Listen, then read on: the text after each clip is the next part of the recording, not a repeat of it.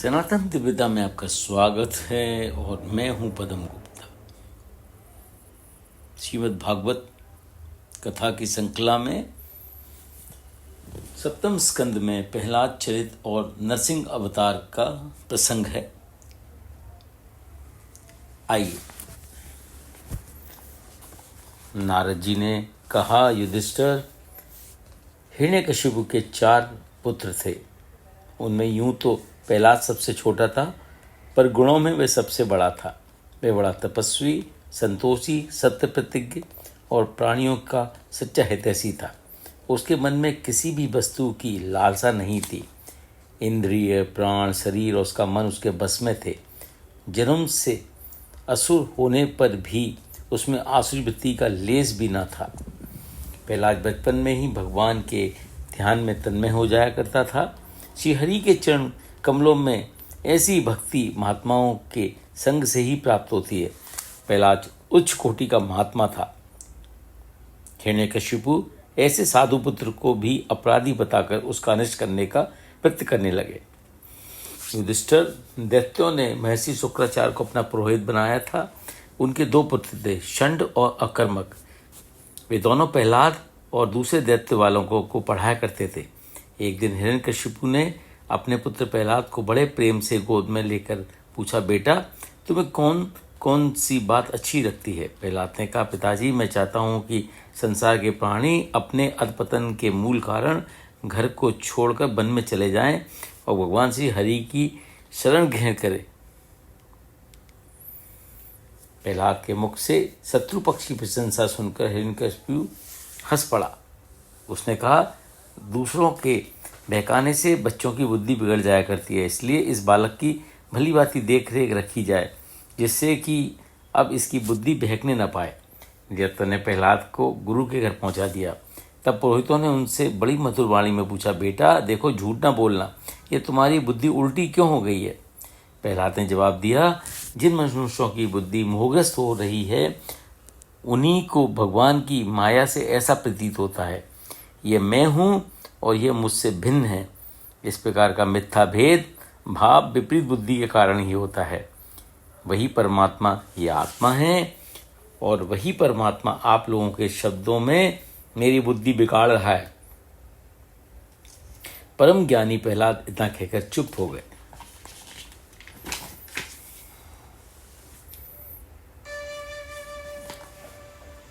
बेचारे पुरोहित डर गए।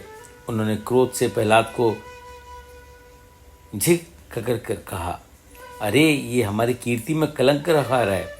दैत्यवंश के चंदन वन में ये बबूल कहाँ से पैदा हो गया? इसकी बुद्धि ठीक करने के लिए दंड ही उपयुक्त होगा। तत्पश्चात गुरुजी ने अनेक प्रकार से डांट झपट कर प्रहलाद को धमकाया और अर्थ, धर्म और काम संबंधी शिक्षाएं दी। कुछ काल बाद वे उसे अपनी माँ और पिता हिरण्यकशिपु के पास ले गए। वहाँ बालक प्रहलाद ने पिता के चरणों में प्रणाम किया। हिरण्यकशिपु ने आशीर्वाद दिया और दोनों हाथों से उठा, हृदय से लगाकर कहा, बेटा, गुरुजी से तुमने जो सुख शिक्षा प्राप्त की है, उनमें से कोई अच्छी सी बात हमें सुनाओ। प्रहलाद ने कहा, पिताजी, विष्णु भगवान की भक्ति के 9 भेद हैं। भगवान की गुण लीला नियम आदि का श्रवण, उन्हीं का कीर्तन, उनके नाम रूप आदि का स्मरण, उनके चरणों की सेवा, पूजा अर्चना, वंदन, दास्य, साख्य और आत्मनिवेदन। यदि भगवान के प्रति भक्ति की जाए तो मैं उसी को उत्तम अध्ययन समझता हूँ। प्रहलाद की आवाज़ सुनते ही क्रोध के मारे हिरण्यकशिपु के होठ फड़कने लगे। उसने गुरुपुत्र से कहा, अरे नीच, तूने इस बच्चे को कैसी शिक्षा दी? अवश्य तू हमारे शत्रुओं का आश्रित है। संसार में तुझ जैसे दुष्टों की कमी नहीं है। गुरुपुत्र ने कहा, दैत्यपति, आपका पुत्र जो कुछ कह रहा है वह मेरे या किसी बहकावे से नहीं, यह तो उसकी स्वाभाविक बुद्धि है। व्यर्थ में हमें आप दोष न दें।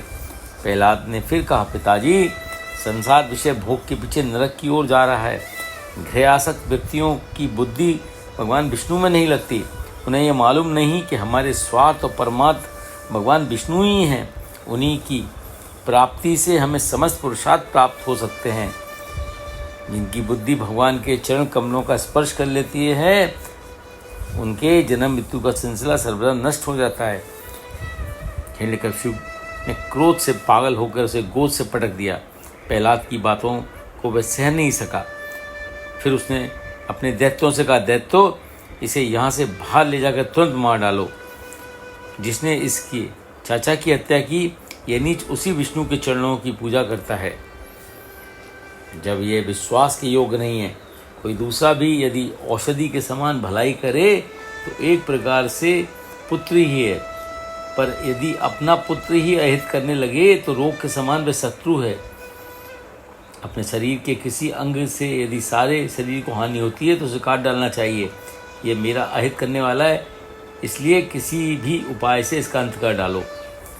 हिरण्यकश्यप की राजाज्ञा से दैत्य मारो काटो आदि चिल्लाते हुए भक्त प्रहलाद पर अस्त्र शस्त्र प्रहार करने लगे।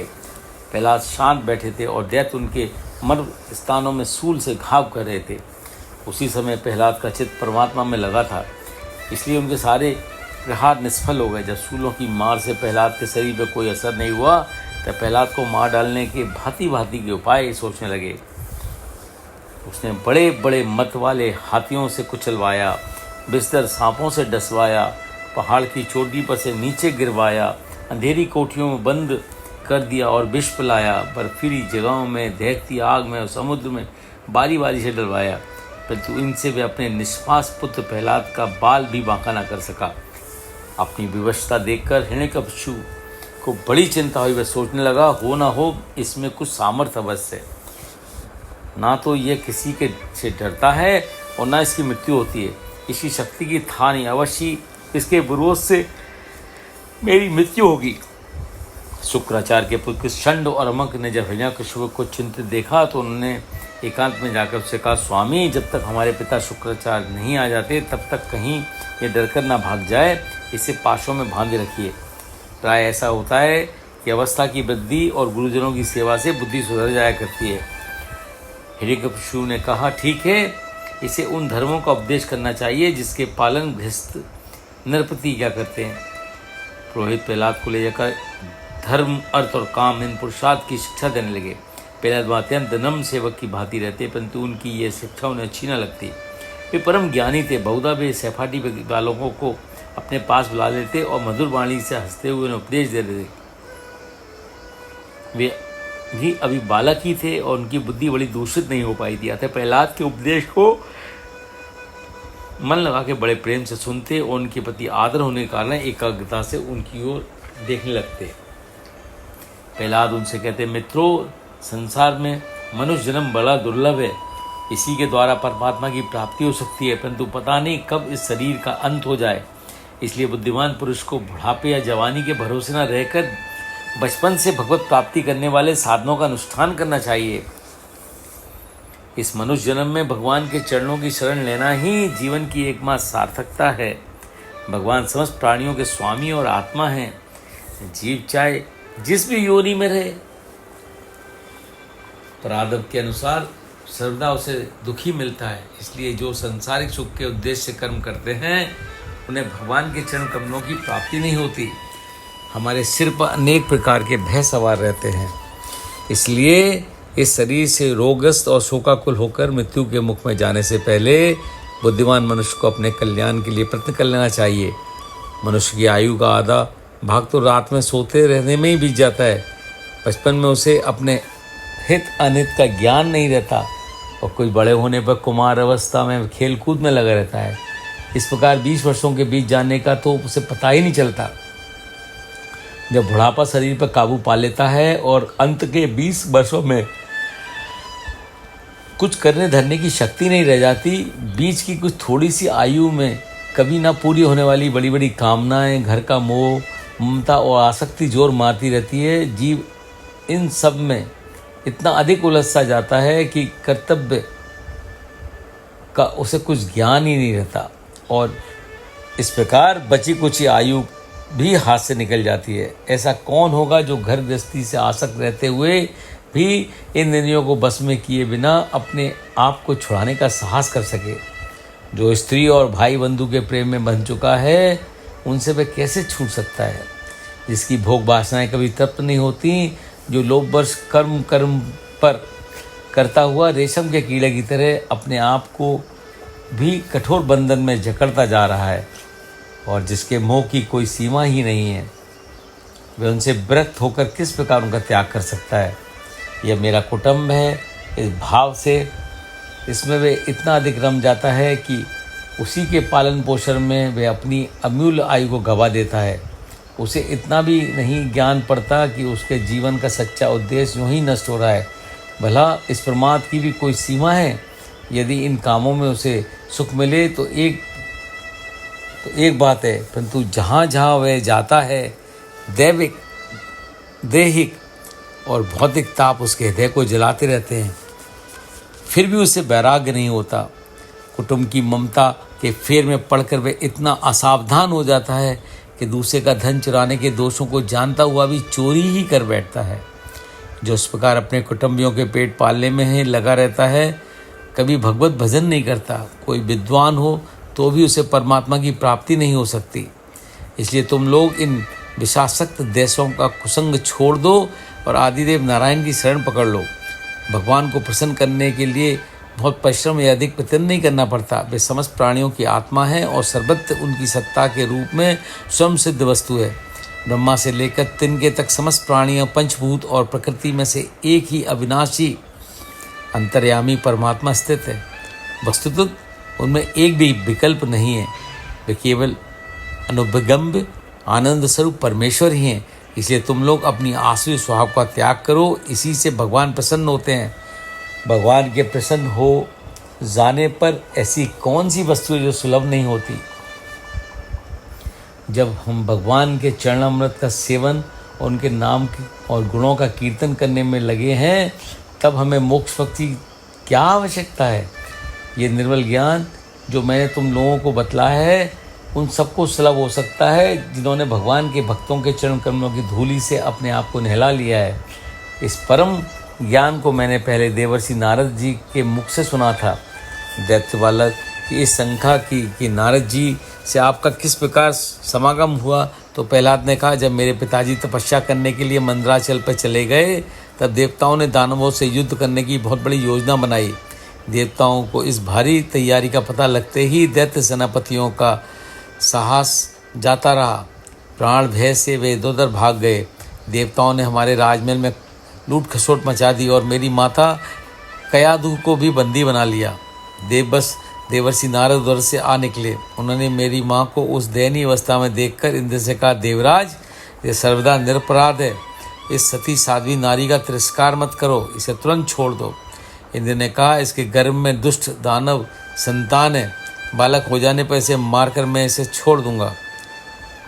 नारद जी ने इंद्र को आश्वस्त करते हुए कहा, नहीं, इसके गर्भ में भगवान का परम भक्त एक निष्पाप महात्मा है। तुम्हें उसे मारने की शक्ति नहीं है।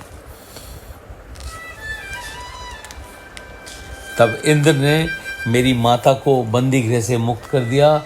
देवर्षि नारद मेरी माता को अपने आश्रम में ले गए और उसे समझा बुझा कर कहा, बेटी, जब तक तुम्हारा पति तपस्या करके ना लौटे, तब तक तुम यहीं मेरे आश्रम में रहो।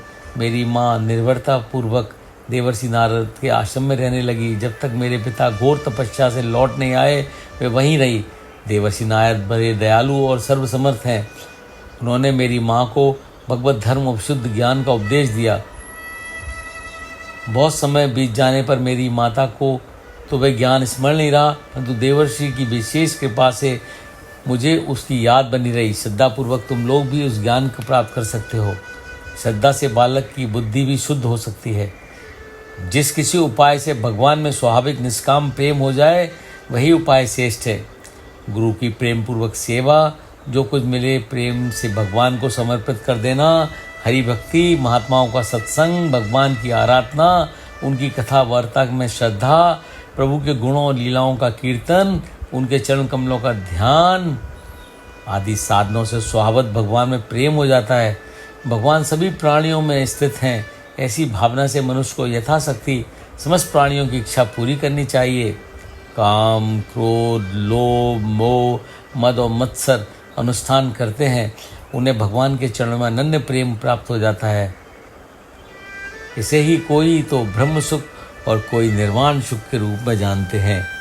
कर्म में प्रवृत्त होने के दो ही उद्देश्य होते हैं, सुख पाना और दुख से छूटना।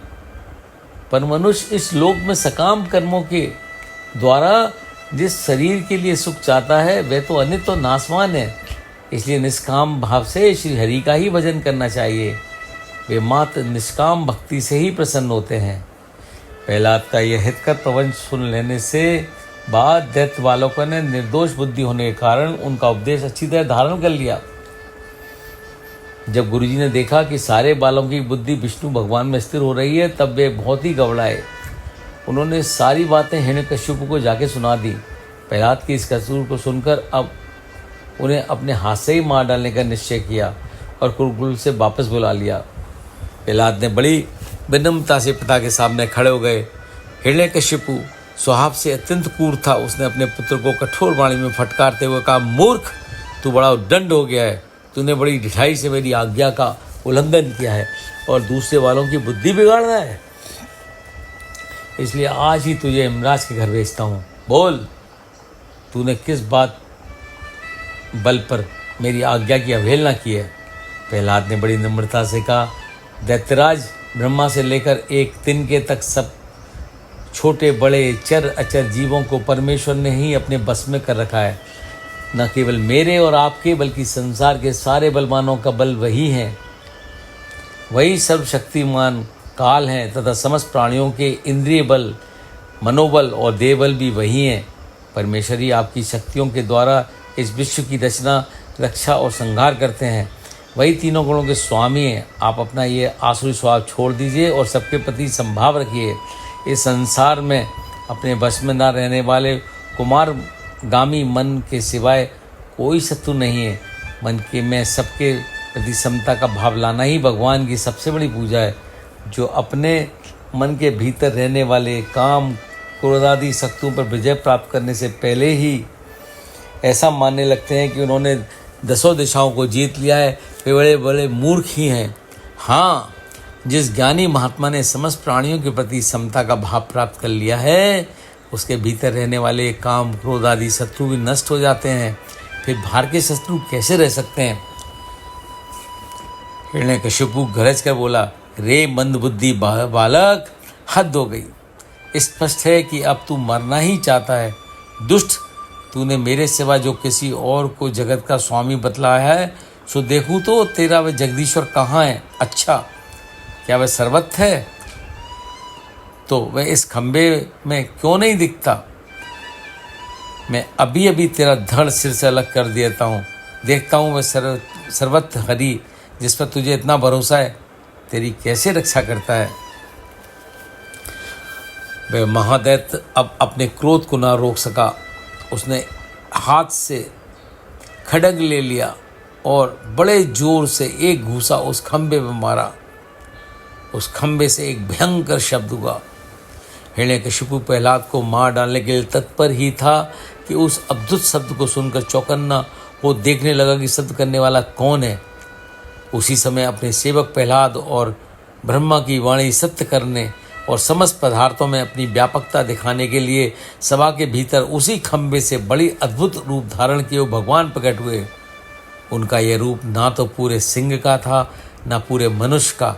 वे अत्यधिक भावनक दिखते थे। उनकी डरावनी आंखें और दाढ़ें बड़ी विकराल थीं, तलवार की तरह लपलपाती और छुरे की धार से भी तीखी उनकी जीभ थी। उनके बड़े बड़े नख आयुधों के समान जान पड़ते थे। उनके पास तक फटकने का किसी को साहस नहीं हो रहा था। दैत्यराज हिरण्यकश्यप ने उस उद्धत प्राणी को देखा तो हाथ में गदा लेकर सिंहनाद करता हुआ भगवान नरसिंह पर टूट पड़ा। पर प्रहार करते समय ही जैसे गरुण सांप को पकड़ लेते हैं, वैसे ही भगवान ने गदा सहित उस दैत्य को पकड़ लिया। जिस हिरण्यकश्यप के चमड़े पर ब्रज की चोट से भी खरोंच नहीं आई थी, वही अब उनके पंजे से निकलने के लिए छटपटा रहा था। भगवान ने सभा के दरवाजे पर ले जाकर उसे अपनी जांघों पर गिरा लिया और खेल खेल में अपने नखों से उसी प्रकार फाड़ डाला जैसे गरुड़ महाविषधर सांप को चीर डालते हैं। जिस प्रकार पतंगा आग में गिरकर अदृश्य हो जाता है, वैसे ही वे दैत्यराज भगवान के तेज में विलीन हो गया। युधिष्ठिर, उस समय भगवान नरसिंह के अत्यंत तेजस्वी और क्रोध से भरे भयंकर चेहरे को देखकर किसी को भी उनके पास जाने का साहस नहीं हुआ। तब स्वर्ग की देवियों को यह शुभ समाचार मिला कि हिरण्यकशिपु भगवान के हाथों मारा गया। तब उनके मुख खिल उठे, वे बार बार भगवान की जय ध्वनि करने लगे। उसी समय ब्रह्मा, शंकर, इंद्र आदि देवता वहाँ पहुँचे। उन्होंने नरसिंह भगवान की थोड़ी दूर से स्तुति की। हे अनंत, आपकी शक्ति का कोई अंत नहीं पा सकता। आपके पराक्रम विचित्र और कर्म पवित्र हैं। भगवान, आपके क्रोध करने का समय तो कल्प के अंत में आता है। यदि इस तुच्छ दैत्य को मारने के लिए ही आपने क्रोध किया है तो वह भी मारा जा चुका है। इसका पुत्र आपका शरणागत है। आप अपने इस भक्त बालक की रक्षा कीजिए। पुरुषोत्तम, दैत्यों के आतंक से संकुचित हमारे हृदय कमल को आपने प्रफुल्लित कर दिया है, पर वह तो आपका ही निवास स्थान है। शरणागत वत्सल, इस महान दैत्य ने तप और धर्म का उच्छेद कर देना चाहा था। उनकी रक्षा के लिए आपने ये अवतार लेकर फिर से धर्म और तप का अनुमोदन किया है। समस्त धर्मों के एकमात्र रक्षक आप ही हैं। हम आपका नमस्कार करते हैं। प्रभु, इस दुष्ट ने अपने योग और तप से हमारी योग गति को छीन लिया था। ये अपने बल और वीरता के गर्व में चूर था। आपने इसे यज्ञ पशु की तरह नष्ट कर दिया। प्रभु, आपका यह अवतार संसार के कल्याण के लिए सच है। कुमार पर चलने वाला का भी क्या कल्याण हो सकता है। हम आपके इन चरण कमलों की शरणों में हैं, जिनके प्राप्त होते ही जन्म मृत्यु रूपी चक्र से छुटकारा मिल जाता है। जब इसने सत्पुरुषों का निरंतर तिरस्कार किया, तभी आज आपने इस असुरा धर्म को नष्ट कर दिया। भगवान के पार्षदों ने कहा, शरणागत वत्सल, संपूर्ण लोगों को शांति देने वाला आपका यह अलौकिक नरसिंह रूप हमने आज ही देखा है। भगवान, ये दैत्य आपका वही आज्ञाकारी सेवक था जिसे सनकादि ने शाप दे दिया था। हम तो समझते हैं कि आपने कृपा करके इसके उद्धार के लिए ही इसका वध किया है। नारद जी ने कहा, इस प्रकार स्तुति करने के बाद भी जब ब्रह्मा, शंकर आदि देवगण नरसिंह भगवान के क्रोधावेश को शांत न कर सके और उनके निकट ही जा सके, तब देवताओं ने उन्हें शांत करने के लिए स्वयं लक्ष्मी जी को भेजा। किंतु नरसिंह भगवान के इस अद्भुत रूप को देख जब वे भी भयवश उनके पास न जा सकी, तब ब्रह्मा जी ने प्रहलाद को भेजा। भगवान के परम प्रेमी प्रहलाद ने धीरे से भगवान के पास जाकर उन्हें साष्टांग प्रणाम किया। नरसिंह भगवान ने देखा कि नन्हा सा बालक उनके चरणों में पड़ा है तो विद्रवित हो गए। प्रहलाद को उठाकर उनके सिर पर उन्होंने अपना कर कमल रख दिए। इससे प्रहलाद के बचे कुछ अशुभ संस्कार भी दूर हो गए। प्रहलाद ने बड़े प्रेम और आनंद से भगवान के चरण कमलों को अपने हृदय में धारण कर लिया। फिर एकाग्रचित्त से स्तुति करने लगे। देवादिदेव ब्रह्मा, शिव आदि देवता और सिद्ध पुरुषों की बुद्धि यद्यपि निरंतर सद्गुण में स्थित रहती है, फिर भी वे स्तुतियों से आपको संतुष्ट नहीं कर सके। मैं तो घोर असुर कुल में जन्म लिया है, आप मुझे क्या संतुष्ट हो सकते हैं। मैं समझता हूँ कि धन, कुलीनता, रूप, तप, विद्या, तेज, प्रभाव, बल, पौरुष, बुद्धिया और योग, ये सभी गुण परम पुरुष भगवान को प्रसन्न करने में सर्वदा समर्थ नहीं होते। परंतु भक्ति से तो आप गजेंद्र पर भी संतुष्ट हो गए थे। प्रभु, आप अपने स्वरूप के साक्षात से ही परिपूर्ण हैं। आपको यद्यपि शुद्ध पुरुषों से पूजा ग्रहण करने की आवश्यकता नहीं है, फिर भी आप भक्तों के संतोष के लिए ही उनकी पूजा स्वीकार कर लेते हैं। आप अवतार से लेकर जगत के कल्याण की विविध प्रकार की लीलाएं की हैं। दीन बंधो, मैं भयभीत हूँ तो केवल संसार चक्र में पिसने से दया करके हमें ऐसा साधन बतलाइए जिससे मैं आपकी अविरल भक्ति पा सकूं। ऐसा कौन मनुष्य जो आपसे अलग रहकर इस संसार चक्र को पार कर सके। मैं ब्रह्मलोक की आयु, लक्ष्मी, ऐश्वर्य और इंद्रिय भोगों को नहीं चाहता। मुझे तो आप अपने दासों का सानिध्य में ले चलिए। विषय भोग की बातें सुनने में अच्छी लगती हैं, असल में वे मृत तृष्णा के जल के समान नितांत असत्य हैं। प्रभु, आपकी अपार कृपा है जो अपना परम प्रसाद में और सर्व संतापहारी ये कर कमल मेरे सिर पर रखा। भगवान, संसार रूपी अंधकूप में भी संयोग बस गिरने जा रहा था, परंतु आपने कृपा करके मुझे उबार लिया। जिस समय मेरे पिता ने हाथ में खड्ग लेकर कहा, मैं तेरा सिर काटता हूँ, यदि कोई ईश्वर है तो तुझे बचा ले, तब उस समय आपने मेरी रक्षा की, मेरी लाज रखी।